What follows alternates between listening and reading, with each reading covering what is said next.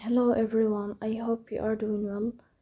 Today we will talk about how to fix or how to solve the problem of not available on the application of Reddit. We click on settings. Here we click on apps, default apps, app settings. In this page you search about the application of Reddit and you click.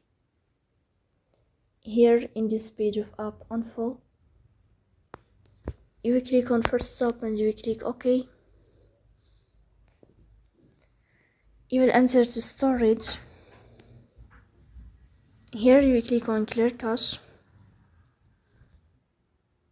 In the end, you will turn off your phone and you will restart your phone again to fix that problem. So that's all. Don't forget to support us by like and subscribe. See you next time and thank you for your watching.